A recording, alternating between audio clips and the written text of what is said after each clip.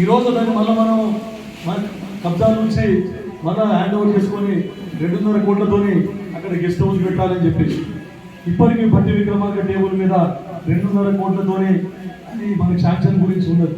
ఇది ఇన్స్పెక్షన్ పనులు ఇవన్నీ ఇది ఒకటే కాదు, 14 డిపార్ట్మెంట్లు agriculture department, indoor stadium, outdoor stadium, తర్వాత మనకు సాయిల్ టెస్టింగ్ ల్యాబ్, ఇట్లాంటి చాలా 14 ఇది, తర్వాత లిఫ్ట్ ఇరిగేషన్లు, ఎంఐ ట్యాంక్స్, ఇవన్నిటికి సంబంధించి 14 ఫైళ్ళు ఫైనాన్స్ మినిస్టర్ దగ్గర టేబుల్ మీద ఉన్నాయి.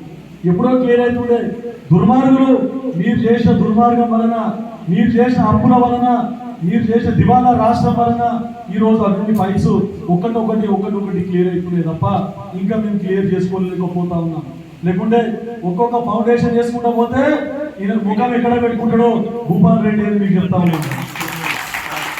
పేరు తీసుకోవద్దు అనుకున్నా, సడన్ గా నోటికి పేరు వచ్చింది.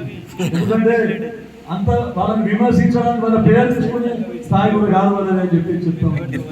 ఇక మీకు బసవేశ్వర ప్రాజెక్టు గురించి చెప్పింది. బసవేశ్వర సంగమేశ్వర ప్రాజెక్టు శంకరంపేటకు ఏడాది కనిపిస్తుంది. శంకరంపేటకు ఇరిగేషన్ కు నీళ్ళు ఇస్తామని చెప్పింది. బసవేశ్వర ప్రాజెక్టు కథ చెప్తాను మీకు అందరికీ తెలియాలి. బసవేశ్వర సంగమేశ్వర ప్రాజెక్టు 20 టీఎంసీల నీళ్లతోని అక్కడ జైరాబాద్, అందోలో, ఇక్కడ నారాయణఖేడ్, అందోని నియోజకవర్గాలకు నీళ్ళు ఇవ్వాలని ప్రతిపాదించింది. అది నాబార్డులో రుణాలు తీసుకోవాలి, 1600 కోట్లతోని లోన్ తీసుకొని చేయాలని నిర్ధారించింది. అది ఎప్పుడు అందరు అధికారులు, ఇరిగేషన్ అధికారులే వద్దు సార్ ఇప్పటికే కాళేశ్వరం నీళ్ళు సరిపోతలేవు, మీరు మళ్ళా ఎందుకు ఫౌండేషన్ మళ్ళీ ఎందుకు అంటారు బసవేశ్వరం అంటున్నారంటే కూడా హరీష్ రావు గారు నేను చెప్తున్నా కదా నీకు ఎందుకు పెట్టు అని చెప్పేసి బలవంతంగా పెట్టించి దానికి 20 టీఎంసీ నీళ్ళు కాళేశ్వరంకి గెట్టాయించింది. 19A ప్యాకేజ్, కాళేశ్వరంలో ఉన్న 19A ప్యాకేజ్ కంప్లీట్ అయ్యి 20 టీఎంసీల నీళ్లు కాళేశ్వరం మల్లన్న సాగర్కి వెళ్ళి సింగూరుకి వస్తే ఈ 2 ప్రాజెక్టులు కరెక్ట్గా సక్రమంగా పనిచేస్తాయి. ఆ కాళేశ్వరమే కూలిపోయింది. 19A ప్యాకేజ్ పోనీ అనే సిద్ధాంతంతో అప్పుడే ఇల్లు కానీ, తినడానికి తిండి కానీ, మరియు